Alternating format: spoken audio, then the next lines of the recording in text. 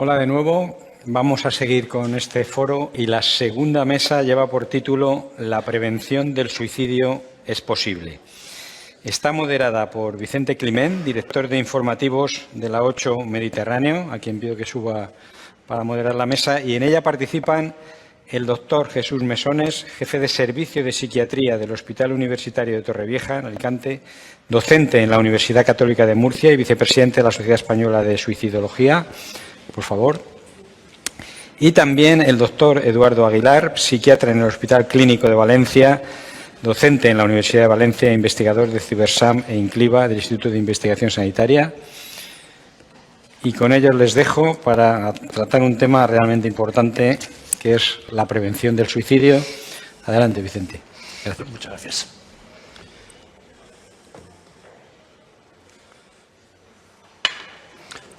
José Luis Coll escribió este libro en 1975, hace ahora 50 años. Es un libro prologado por Camilo José Cela, con epílogo de Luis Sánchez Polac, TIP, y en el que el humorista conquense retuerce el significado de las palabras, la etimología de las palabras y consigue definiciones muy divertidas.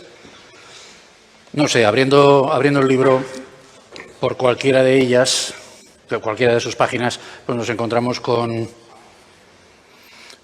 cosas como calabuzo, lugar donde se encierra a los que sin permiso de la autoridad practican la pesca submarina, o libraría, establecimiento no apedreado donde se venden libros. Pero si nos vamos a la letra S y buscamos la última palabra, nos encontramos con suicidio, escrito con Z, y lo define José Luis Coll como quitarse la vida en Suiza. Esto es hace 50 años. Entonces no se hablaba mucho de suicidio, y si se hablaba era probablemente para desdramatizar la cuestión, quitarle importancia, hacer incluso broma. Bromas que ahora probablemente con la corrección política serían impensables.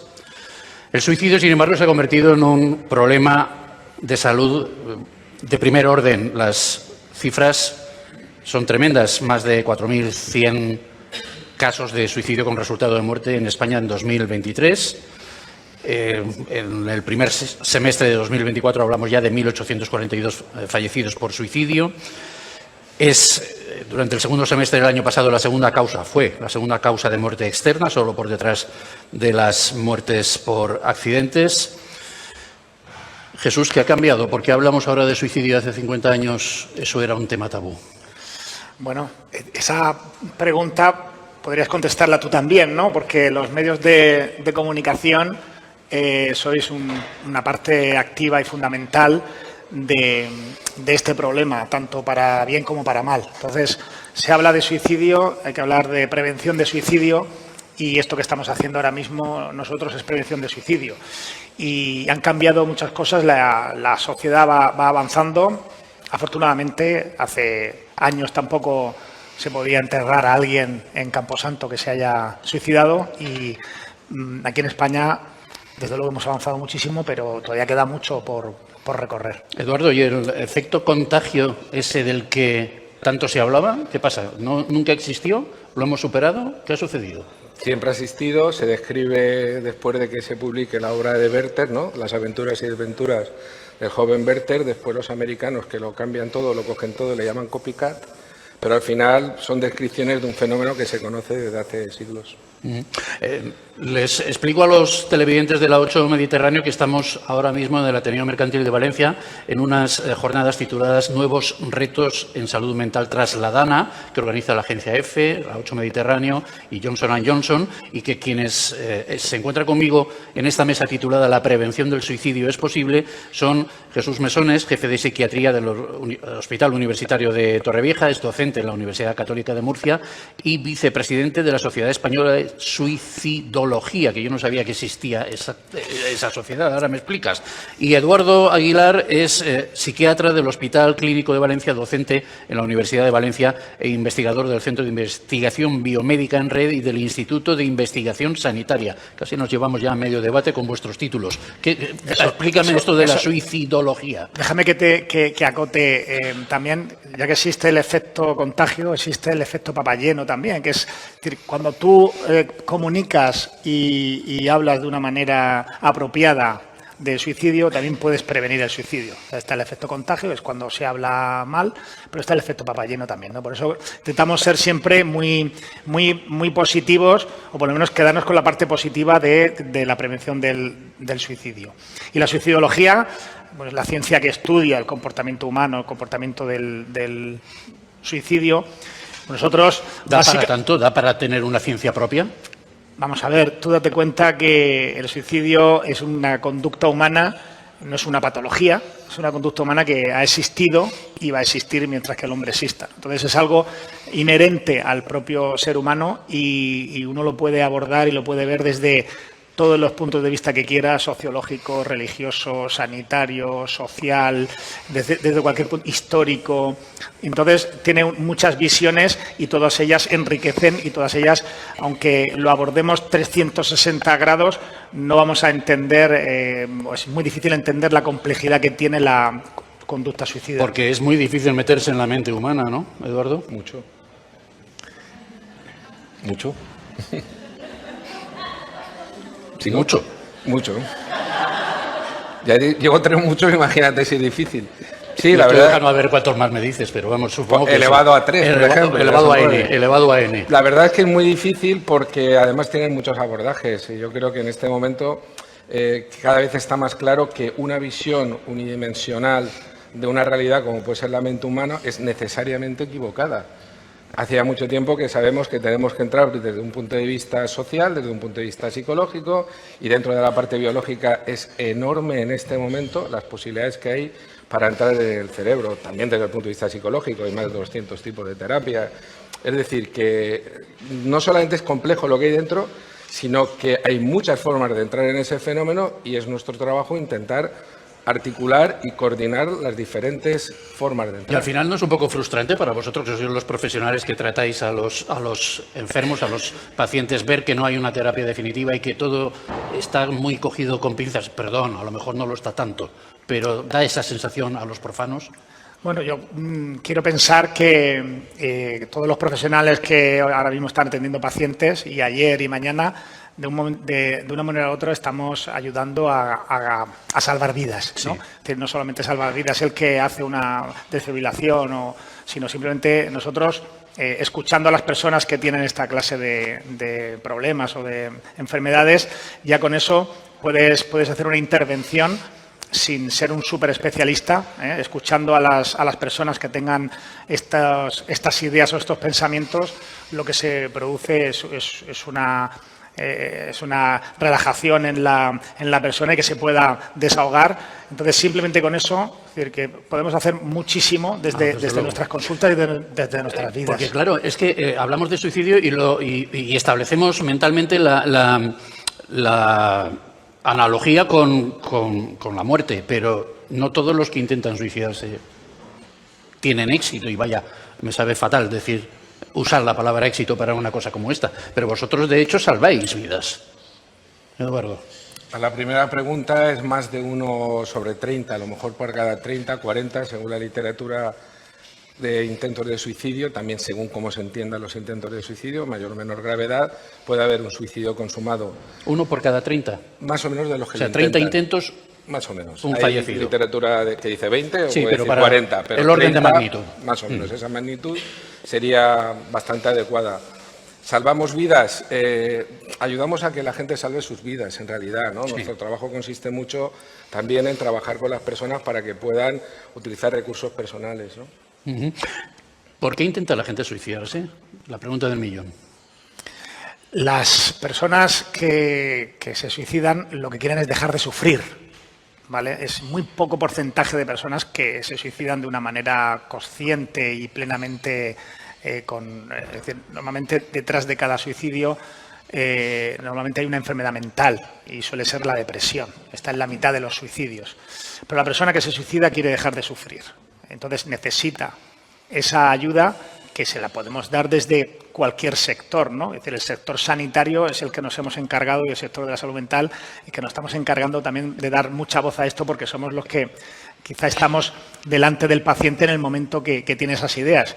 Pero, por ejemplo, se sabe que el 90% de las personas que se suicidan han ido el año previo al médico de atención primaria. Es fundamental la capacitación y el entrenamiento en habilidades de entrevista para detectar riesgo de suicidio en los médicos de primaria, por ejemplo. Estos señores y señoras que nos atienden 10 minutos máximo y que tienen unas colas enormes, esos son los que tienen que caer en la cuenta de que nos está pasando algo que merece ser derivado a un especialista. ¿Es así? Sí. Sí, es así. Quiero decir que son los que tienen la primera entrada. Bueno, tienen que tener en esos 10 minutos, ojalá que sea más tiempo el día de mañana, la intuición suficiente para detectar y enviar. Al final, puede ser que sea una cuestión de tiempo, sin duda el tiempo es importante, pero tener en la cabeza que estás buscando eso también es muy importante y generar un vínculo con esa persona que te permita que en algún momento esa persona te lo pueda decir también es muy importante. Quiero decir que es el tiempo, pero es el vínculo y es tener la intención de... Quienes intentan suicidarse lo valoran como primera opción o como último recurso. Es una muy buena pregunta. La persona que se suicida está ambivalente hasta el último momento. ¿Qué quiere decir? Hay estudios del Golden Gate de personas que se han salvado y mientras que van cayendo se van arrepintiendo, ¿no? Es decir, ¿Y que, eso cómo lo sabemos? porque han sobrevivido algunos, afortunadamente claro. no acaban muriendo todos. Entonces, aparte te lo cuentan las personas que han hecho un intento de suicidio grave, ¿no? que hasta último momento tienen la duda. Por eso, el factor fundamental cuando se hace una intervención aguda es ganar tiempo.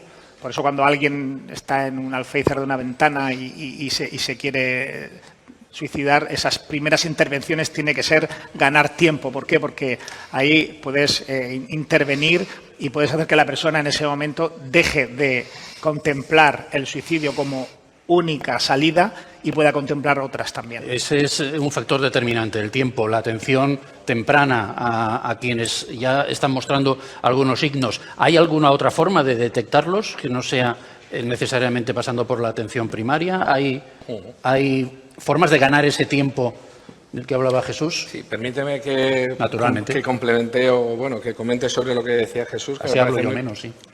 Que me parece muy importante. Sí, en realidad sí. Al final es importante también entender que la suicidabilidad, incluso cuando se manifiesta de forma crónica, es característicamente fluctuante. Todas las personas que atienden a personas que han tenido riesgo suicida, por ejemplo, en una tentativa de suicidio en urgencias, saben que si dan el tiempo suficiente hay una subida y hay una bajada. No solamente es el tiempo, sino el timing. Yo creo que es muy importante entender que tienes que atender a la crisis. Y en el contexto de la crisis, que es muy importante, ¿no?, tener ese esquema que tienes que encontrar en el momento, se han planteado y bueno, nosotros estamos en diferentes proyectos o ideas de trabajo, ¿no?, el poderlo hacer a través, por ejemplo, de smartphones, ¿no? Francia, por ejemplo, tiene una red de smartphones muy potente donde la persona hoy en día, que casi todo el mundo, muchísima gente, tiene acceso a un móvil de estos que son capaces de detectar a través de una serie de indicadores, te pueden detectar el riesgo que tienes en ese momento, porque si fuéramos capaces de detectar en el momento de máxima suicidabilidad que la persona lo tiene y que en ese momento podamos tener una disposición de ayuda, sería clave. Tendríamos a lo mejor menos dependencia de que la persona acceda, más teniendo en cuenta cómo estará la primaria de saturada. ¿Me estás hablando de inteligencia artificial? Sí. Sí, vale. Está claro. No, se me encantan estas respuestas cortas. Estamos hablando de pacientes que van a consultas de atención primaria, pero ¿y los que van a urgencias? ¿Ahí qué hacemos? Porque cuando vamos a urgencias es que ya no es que tengamos la duda de qué va a pasar con esta persona, sino que ya tenemos la certeza de que hay un problema serio. ¿Cómo atender a las personas que acuden a urgencias con estas circunstancias? Bueno, la verdad es que hay, como ha dicho Eduardo, hay un tiempo de espera, la cronoterapia que le llamamos, ¿no? Es decir, una persona con una ideación suicida o que ha tenido un intento de suicida y está en urgencias, pues bueno, por lo menos tenemos la oportunidad de poder tratarlo y de poder abordarlo y tenemos que tener la capacidad suficiente y el entrenamiento suficiente y la formación suficiente para poder asistir a esa persona. Yo creo que es una de las cuestiones capitales, que no es que lo digamos nosotros, sino que lo dice la propia Organización Mundial de la Salud, que es la capacitación y la formación de los profesionales de cualquier ámbito, ¿no? Empezando por los propios sanitarios de cualquier tipo, de urgencias, de primaria, enfermería, ¿Estamos bien a ese nivel? ¿Estamos bien a nivel formativo? Bueno, yo creo que hay mucho margen de mejora, pero yo creo que la formación que se adquiere aquí en España es muy buena la formación que hay. La formación vía universitaria, tanto la formación luego vía MIR y vía PIR y vía EIR es bastante buena. Los profesionales están bastante capacitados, pero en este tema tan concreto del suicidio creo que creemos que merece una formación adicional continuada. Y hay vocación, vosotros que sois docentes, ¿hay vocación en los jóvenes que están a punto de salir a participar de la salud pública en este tipo de especialidades? Sí, hay una vocación, pero no es precisamente la psiquiatría una especialidad que esté creciendo en vocaciones. Y si lo miras a nivel mundial, tampoco. Hay, de hecho, cuestionamientos sobre ese tema. A nivel farmacológico, ¿cómo estamos? ¿Hay investigación adecuada? ¿Hay resultados aplicables ya? ¿O tenemos que esperar algo más? ¿Cómo está la cosa? Bueno, realmente no existe un tratamiento indicado para el suicidio. Sí que hay tratamientos en distintas patologías, no para todo el mundo, ¿no? Hay, por ejemplo, se comercializó un fármaco que es la clozapina, ¿no?, que tiene indicación para la conducta suicida en pacientes con esquizofrenia. Está el tratamiento con litio para los pacientes con trastorno bipolar. Y hoy en día, desde hace unos años, tenemos un fármaco que es la esketamina, que a nivel de los pacientes con trastorno depresivo resistente se está viendo de que disminuye la suicidabilidad de los pacientes. Y también se puede utilizar de manera con una emergencia psiquiátrica, ¿no? En un paciente con ideación suicida aguda, ¿no? También tiene esa indicación. Bueno, se están haciendo muchos estudios. Nosotros participamos en estudios a nivel multicéntrico, a nivel nacional, internacional, y se está viendo que una de las mejoras que tiene este fármaco pueden ir por ahí, ¿no? Por ese descenso de las ideas de suicidio y de la conducta suicida. Las personas que tienen propensión al suicidio, porque creo que no es una cosa que intenten una sola vez en la mayor parte de los casos, sino que puede haber reiteración en su voluntad de quitarse la vida, se trabaja suficientemente con ellas a la hora de hacer los análisis clínicos y farmacológicos adecuados. En fin, ¿cómo está eso? No se trabaja suficientemente. No. Aspiramos a poder trabajar con mayor determinación y eficacia. ¿Cuál es el problema? Bueno, tampoco se ha tratado de llevar lo suficientemente de forma pragmática a un trabajo en concreto, ¿no? O cuando se ha propuesto alguna cosa tampoco se ha terminado de medir si estaba funcionando, dónde estaban los cuellos de botella, cómo podíamos implementarlo mejor.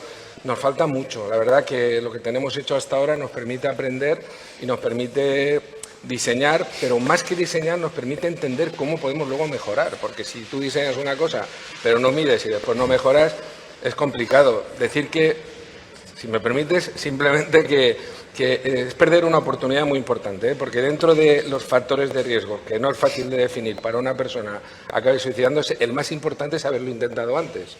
Luego, no podemos dejar de pasar la oportunidad de trabajar con los que lo han intentado, porque es nuestro principal objetivo en este momento, aparte de otras formas. Claro, porque esa persona ya sabemos quién es. Es decir, podemos estar un poco ausentes o un poco perdidos con otra parte de la población, pero el paciente la persona que ha hecho un intento de suicidio, la mayoría de ellos, no todos tampoco, pero la mayoría ya los tenemos identificados, ¿no? Y como ha dicho Eduardo, se multiplica por 40 el riesgo con respecto a la población general. Entonces, en esos pacientes, que sería la prevención secundaria, en esos pacientes sí que podemos incidir mucho mejor, porque ya los tenemos identificados, porque, por ejemplo, han aparecido en un servicio de urgencias o, por ejemplo, están en seguimiento en ¿Y salud ellos mental. se dejan o sus familiares facilitan que haya un seguimiento de sus conductas?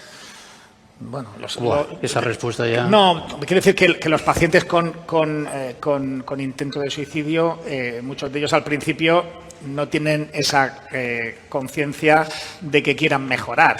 También hay que tratar la patología de base y hay que tener un seguimiento de esos pacientes, pero la labor nuestra como profesionales es también tratar esa patología que haya y también tratar o ayudar a la persona a que acceda a lo mejor a algunos recursos que quizá, sí, no, perdón. no, recursos tanto personales como otro tipo de recursos que la persona pudiera tener para salir de esa situación, porque como digo, o sea, esa persona está sufriendo. Entonces lo que tenemos que hacer es intentar paliar o que esa persona encuentre la manera para mejorar de ellos mismos minimizan sus casos, quiero decir, sí, doctor, lo he intentado, pero le aseguro que esto no va a volver a pasar, y tú te lo crees o no te lo crees. Hombre, hay que tener cuidado con la discordancia o la disonancia entre un intento de suicidio muy grave y que el paciente le quite gravedad o al revés, ¿no? O un intento muy leve. Es decir, que no podemos fiarnos del todo de lo que dice el paciente, o hay que seguir investigando más,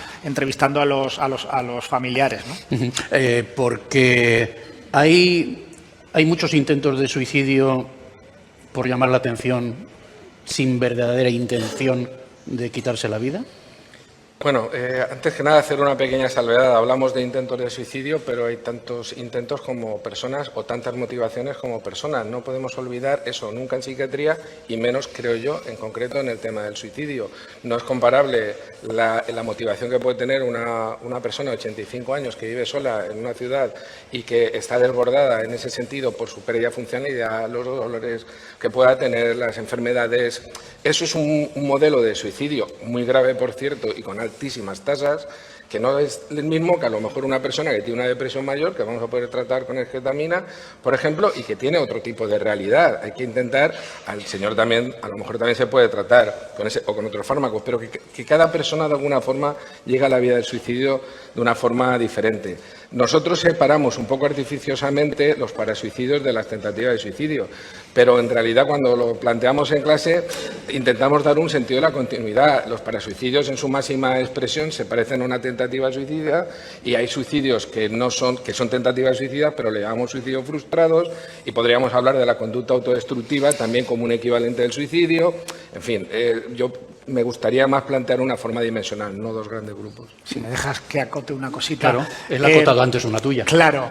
Es decir, hay que intentar, hay que dejar de transmitir la idea de que los intentos de suicidio son llamadas de atención. ¿De acuerdo? ¿Por qué? Porque parece que le estás quitando gravedad a un hecho que una persona en un momento determinado opte por la opción de acabar con su propia vida, ¿no? Las motivaciones, como ha dicho Eduardo, pueden ser tantas como personas y tantos como momentos tenga cada uno en su vida, ¿no? Pero es una petición de ayuda. Cada intento de suicidio es una petición de ayuda. Cada intento de suicidio es un reto para nosotros para ayudar a esa persona y esa persona que desea ser ayudada. Entonces, vale, pues vamos a intentar. Ahora os matizo ya los dos. Claro. Pero es una petición de ayuda.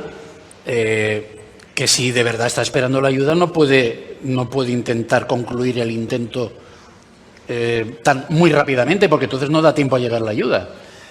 Se parece más a lo mejor a la llamada de atención que al intento real de suicidio, o no, eso me ha parecido a mí.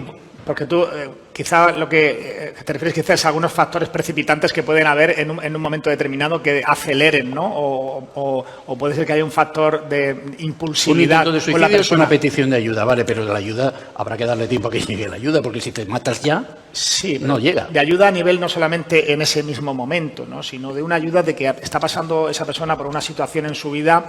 O sea, a lo mejor hay una pérdida de trabajo, sí. hay una pérdida de pareja, o hay una situación vital, o hay, no sé, hay unas crisis existencialistas, ¿no? O puede haber un abuso, un maltrato. Es decir, que hay muchas circunstancias que hacen que la persona en un momento determinado se plantee que esa vida que está llevando no le merece la pena, ¿no? Entonces, puede haber ese impulso y afortunadamente no todas las personas que piensan en el suicidio se suicidan, alrededor de solamente del 2%. Es decir, que hay muchísima gente, que eso es lo que nos falta, ¿no? Saber, o sea, podemos saber cuánta gente se ha suicidado en España, pero de hace 1 año y medio, ¿no? ¿Cuántas personas intentan suicidarse? No lo sabemos, tenemos una estimación. ¿Cuántas personas están pensando hoy en día en la posibilidad real, ahora mismo? Tampoco lo sabemos. Por eso quizá la realidad, ¿no?, de la inteligencia artificial y todo este tipo de instrumentos nos puede abrir otro panorama. Estamos ante un signo de los tiempos, quiero decir, la pérdida de valores de la que tanto se habla a diversos niveles, no solo religiosos, sino cívicos, de referencias, etcétera, etcétera, pueden estar detrás de esas múltiples causas que ya hemos dejado caer que hay para que alguien se quite o intente quitarse la vida. No sé si quiere contestar Jesús. Yo no creo que sea el primer factor, la verdad. Es verdad que la religiosidad supone un factor protector, pero no creo que sea... Creo que es una simplificación hablar en esos términos, ¿no?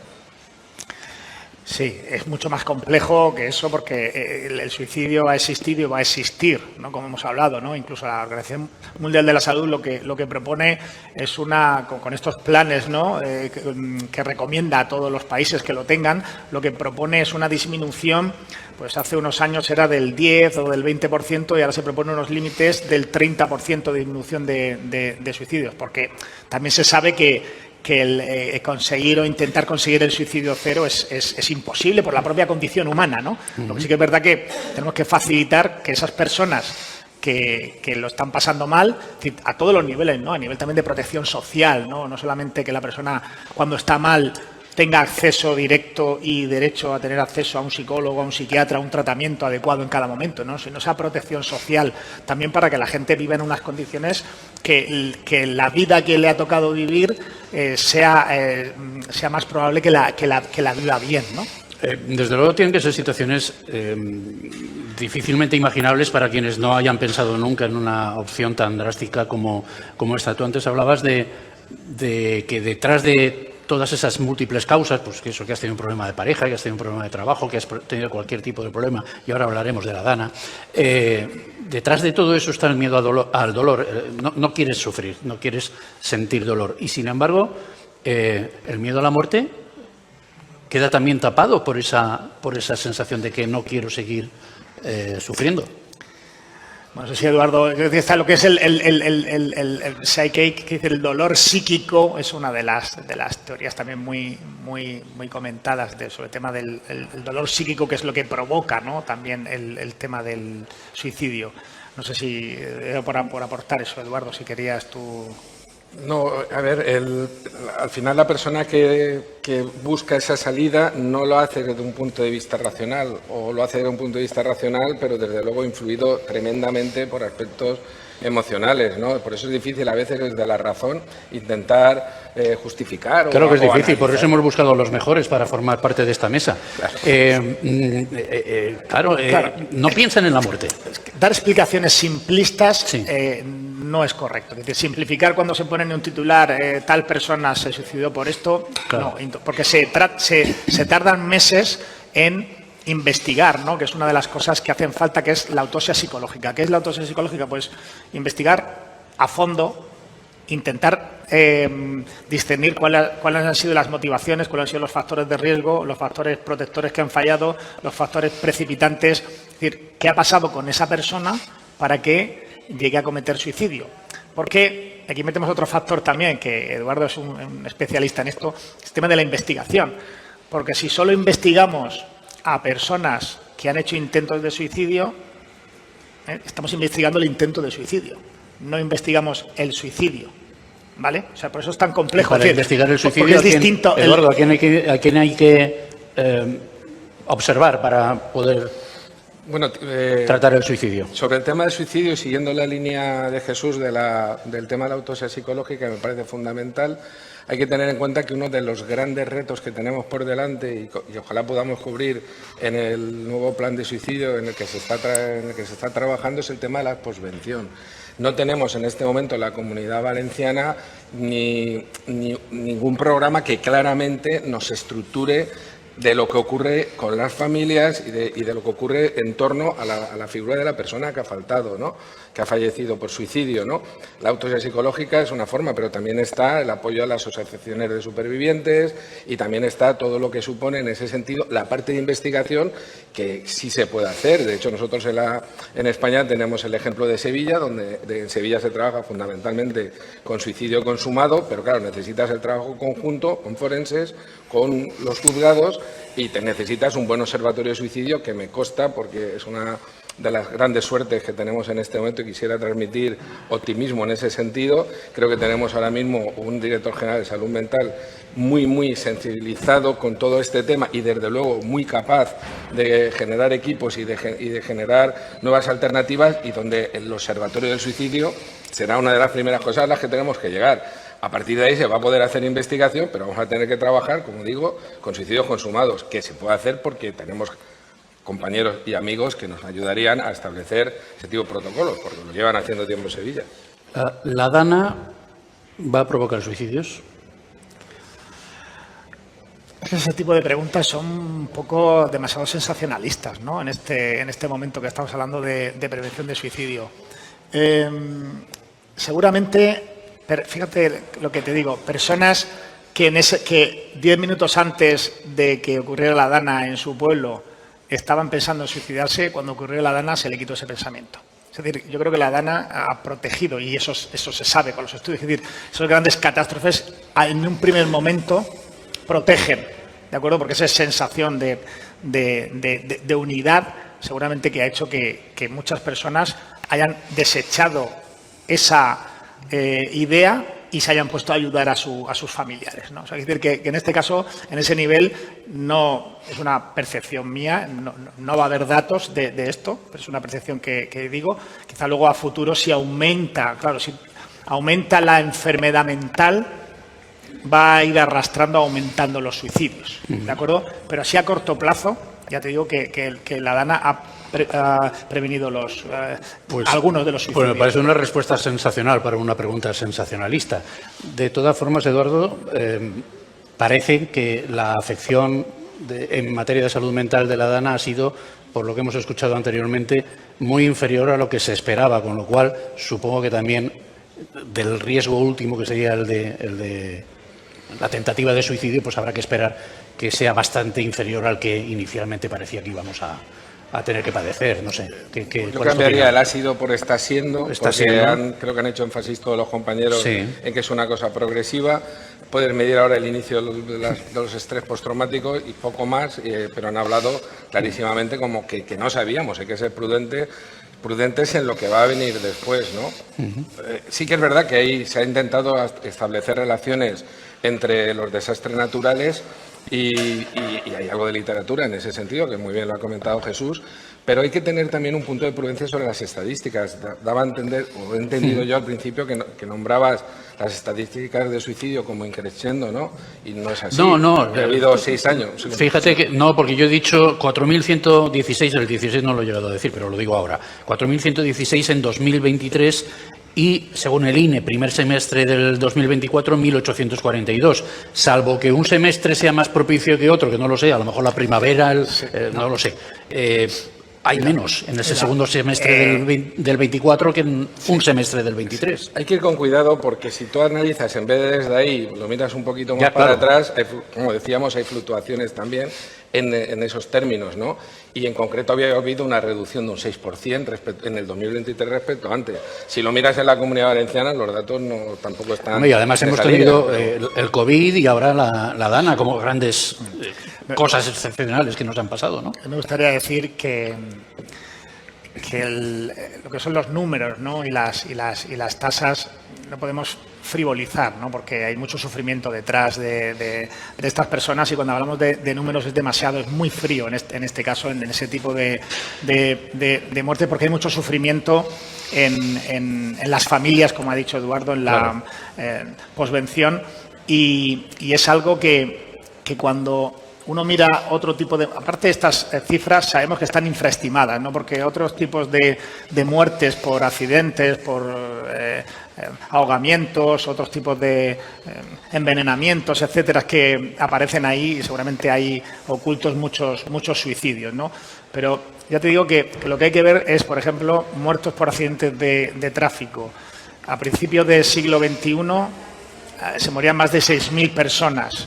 Ahora son 1.800. Es decir, todo el dinero y todas las campañas en prevención de accidentes de tráfico, en mejora de carreteras, en Guardia Civil, puntos, helicópteros, cinturones, etcétera, etcétera, etcétera, continuadamente y repetidamente, tiene su efecto. Entonces, eso es lo que llevamos reclamando tiempo. O sea, algo parecido a eso, pero en suicidio. Bueno, pues ahora se ha aprobado un plan de suicidio la semana pasada. Bien, yo creo que te la he puesto votando para que le preguntes a Eduardo qué es lo que piensa del nuevo plan. Aquí el alero.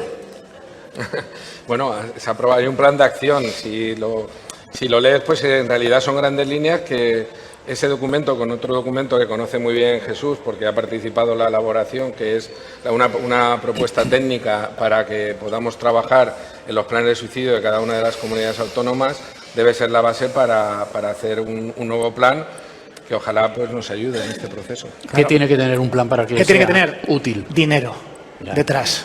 Claro, porque estas campañas de prevención de accidentes de tráfico, de muertos por accidentes de tráfico, si se hubieran quedado solamente en el papel, es decir, si nos ponemos a escribir ese plan y lo vamos a hacer, eso sale fenomenal, porque además hoy en día en la era de la información está casi todo escrito, ¿no? Mejor o peor, y las grandes ideas ya están plasmadas, y la Organización Mundial de la Salud te da una guía de cómo tienes que escribir tu propia estrategia o tu propio plan de acción o de prevención de suicidio. Ya te dice lo que tiene que tener.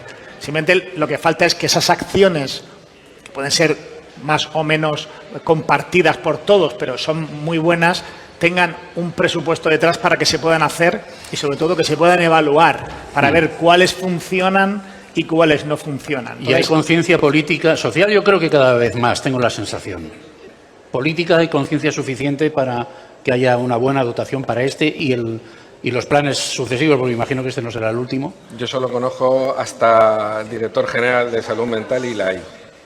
Sí, y creo que lo que hay por encima del director general de Salud Mental debe tenerla cuando nuestro director general, que ahora no está, lo tiene. Entonces yo creo que es un buen momento. Quisiera añadir simplemente que aparte del dinero, que es muy importante y hay otros aspectos, también a mí personalmente, quizás sea algo que me preocupa mucho, creo que debe haber coordinación, porque en diferentes planes que he podido tener acceso, no solo de suicidio, sino de otras, salud mental o otro tipo de prevención, si no hay coordinación es muy difícil que se pueda llevar a cabo y si no hay una dosis alta de pragmatismo también, porque muchas veces se queda en la parte de las líneas o en las partes que todos podemos encontrar en literatura científica o en el Google. Pero al final lo que necesitamos es decir, vamos a hacer una cosa y la vamos a hacer bien y la vamos a medir. Si hacemos un código de suicidio, vamos a ver cómo funciona, vamos a ver dónde están los cuellos de botella y vamos a hacer el ciclo básico del plan Do-Check-Act. Si no haces el ciclo completo, no mides y no identificas problemas y no resuelves, se queda en papel mojado, en realidad. Y también otra cosa importante que ha salido también antes, que es el tema de capacitar y formar. Es decir, cuando tú tienes el plan y tienes los actores de ese plan, tienes que formarlos para que lo puedan hacer bien. Es decir, está muy bien decir, como me dijo el otro día una compañera, ¿no? Cuando vayas a un evento de estos tienes que pedir que haya más personal, ¿no? Más psicólogos, más psiquiatras, más enfermería, más trabajo social. Es la norma, hay que pedir. Hay que pedir. Pero bueno, yo lo que pido es que sí, y está claro, y si alguien encuentra psiquiatras también que nos lo diga, porque hace falta mucho psiquiatra y hace falta mucho más personal, ¿no? Pero que el personal esté formado, el que ya tenemos que esté formado, y sobre todo en lo que nos ocupa a nosotros, que es el tema del suicidio, es fundamental, ¿no? Porque hace más una persona que sepa lo que tiene que hacer, claro. que sepa dónde va, que no cuatro que no lo saben, ¿no? Entonces, yo creo que por ahí también esto es fundamental. No disponemos de mucho más tiempo, pero sí que hay dos o tres cositas más que me gustaría proponeros. Una, ¿es posible o tiene sentido un plan antisuicidios aprobado por todas las comunidades autónomas, ministerio, etcétera, sin un plan de salud mental en donde no haya acuerdo político en España que le dé apoyo? Quiero decir, ¿se puede trabajar contra el suicidio independientemente de los planes globales de salud mental o esto es casi utópico?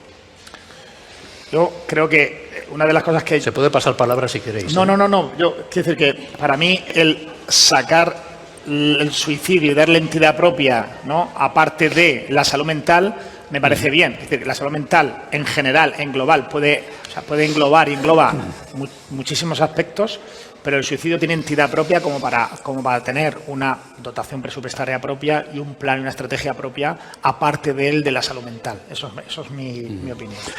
Hemos obviado algunas cosas vinculadas a los datos que ofrecíamos al principio, que también pueden ser muy relevantes. Por ejemplo, que de los que culminan el suicidio, 3 de cada 4 son hombres.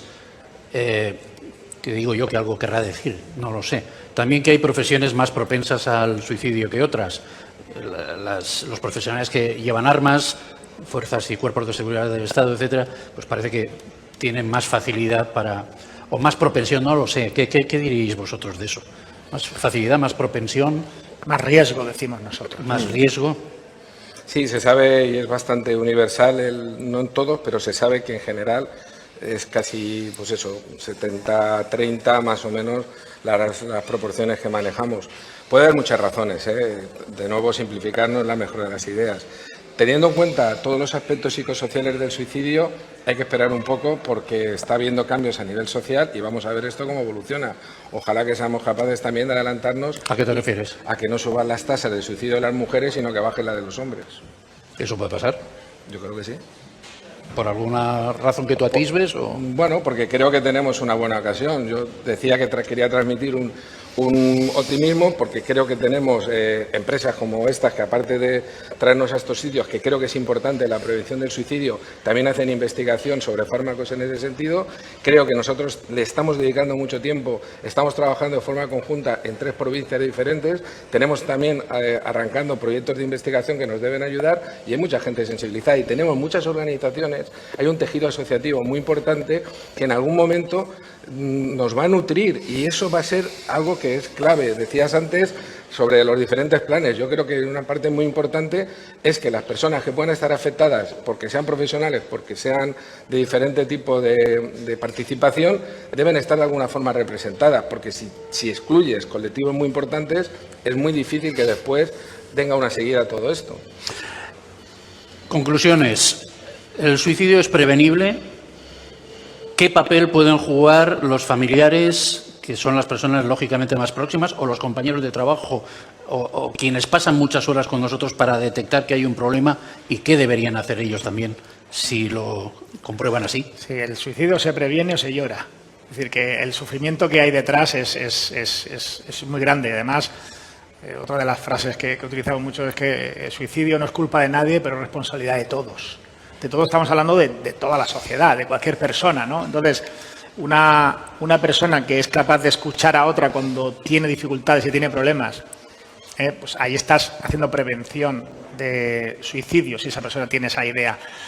Nosotros se insta a que las personas que acuden al médico, ¿no?, que con problemas, se pregunte de este tema. Igual que preguntas, ¿no?, si fuma o si no fuma, o es decir, otra pregunta más, ¿no? Cuando alguien está yendo al médico, alguien está consultando por problemas de un malestar emocional, me da igual el que sea y del índole del índole que sea, ¿no? Preguntarle si alguna vez, ¿no? Preguntar al paciente, preguntar a la persona, oye, ¿cómo estás? Yo creo que eso sirve mucho para cuando una persona de verdad tiene eso. Si tú no eres un profesional y has detectado algo en un familiar, en un amigo, tiene que solicitar esa ayuda profesional.